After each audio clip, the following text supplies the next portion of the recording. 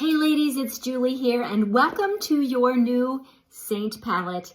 And if you've got about 10 to 12 minutes, I'm going to encourage you to grab a cup of coffee, sit down, watch this video before you start applying it, and then take your sheet that I gave you and just follow along. You may want to start and stop the video. Trust me, once you do your makeup about 3 to 4 times, it will be like magic. It'll be super easy. And of course, you always have me to reach out to with any questions that you have. Okay, so let's get started.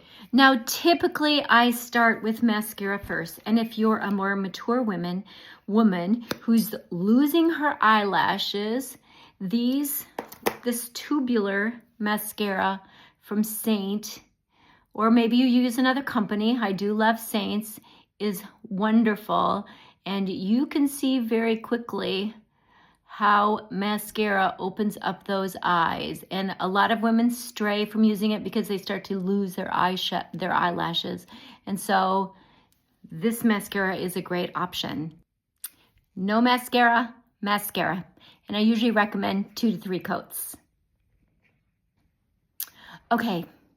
Now we're going to start putting on the color on your face. Why do I do mascara first? Because I'm kind of messy. And it really doesn't matter, ladies, if you do your face first and then your eyes last, or your eyes last, or your face first. It really does not matter. This is just how I typically have been doing it for years. It's just habit, right? Okay, now you can use your finger. You can use a brush. I use a smudge brush when I'm applying it to my clients, and I probably did that to you if you came in my studio in person. Or you can use the 3D brush. This is my top seller, okay? And just use the pointy end to dab into the color. Today, I'm going to use the smudge brush instead of my finger. You may be use your finger girl, okay? So the first thing that I'm going to do is dip that brush into the color that we used for correcting and concealing. And your color is going to be different than mine or somebody else's, but I will have marked that on your sheet. So you're going to conceal anything that you want to conceal. You might have hyperpigmentation places on your face. You might just want to take care of those dark circles. Maybe you've got really purpley or dark or red eyelids, and maybe you would put it on there, okay? So first step is concealing. Just kind of lightly blend it in. Okay, so then when you want to wear contour, you're going to put your contour on next. Why? Because contour is thick. It's meant to stay. It's meant to create shadows, okay? And it's meant to kind of just highlight the natural bone structure of your face. Typical places would be right along the cheekbone or under the cheekbone if you're a little younger. If you've got a wide forehead, you'd put it here. If you have a wide nose, we'd put it here. Some gals like to put it underneath their lip to kind of develop a shadow, create a shadow there. And then also right on that jawline, okay? So I'm gonna put it, for me, right along that cheekbone. I usually do just a little up here, right at my forehead, and then right at that jawline, okay? And then I'm going to apply my main color. And again, if you're not wearing contour, you would just go right to your main color.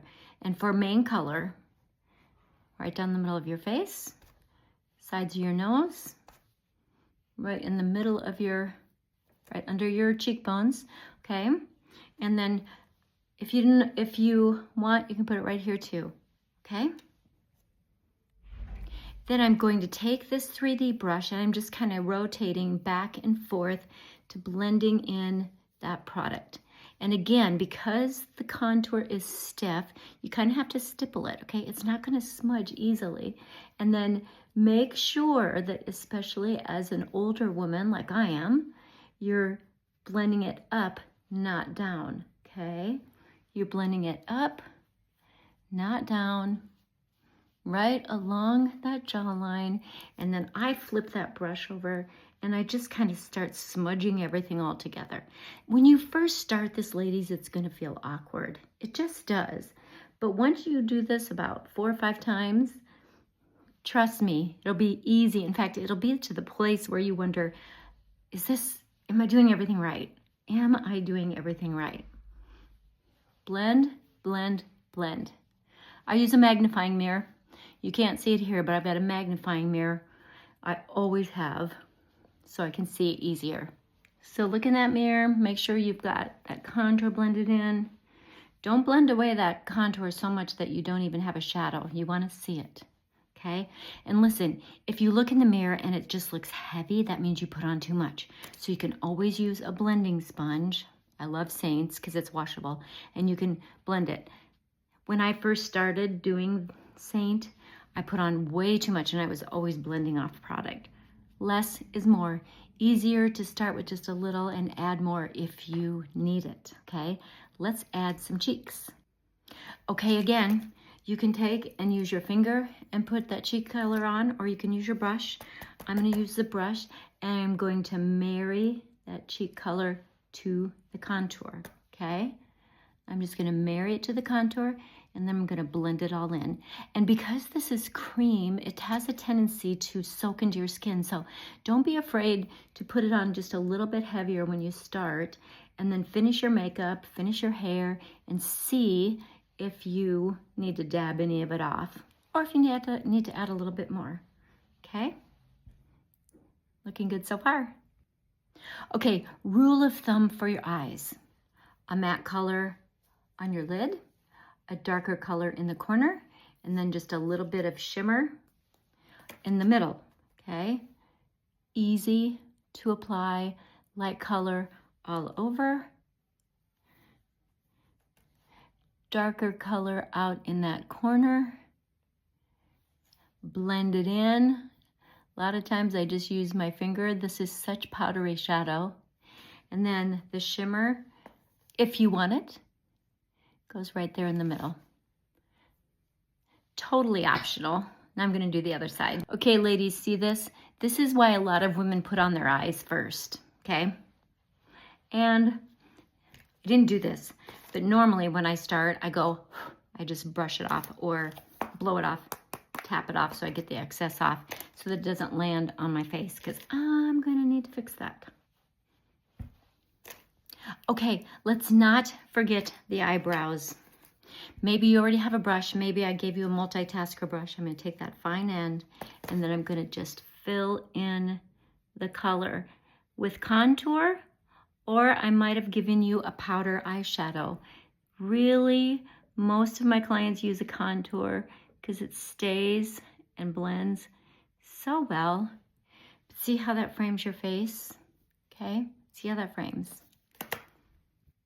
Okay, and then unless you're a dramatic personality, I would have had you use a brush like this and just gently take some shadow and apply it underneath, and then add a little bit of mascara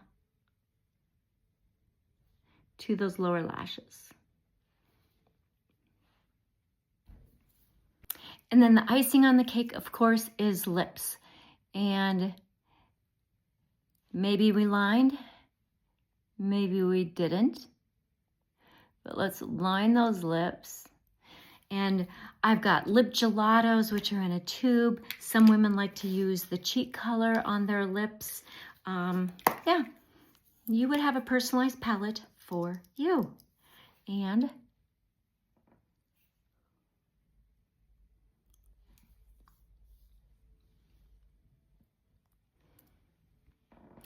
okay, this is how you apply your Seint makeup. This is the kind of starter parts of starting Seint makeup. And let me show you a finished look with my jewelry and my glasses and all. Okay, this is your Seint IIID makeup. And ladies, a couple of other things that I like to do. I like to set my makeup. Seint has a makeup setter. I have one from my company called Riemann that's an ICD set. I love it. I absolutely love it. So I like to set my makeup. I also, and I didn't do that in this video, but if you prime your makeup, it's sort of like putting spackling on your face before before painting. But I like to use the Rimmon Cushion makeup just as a primer. It gives my face a really beautiful glow, and I love that, but that's totally optional. A lot of it depends on you, your personality, and your budget. And so I'm not about one type or one palette of makeup for everybody. I'm all about how I can personalize it for you.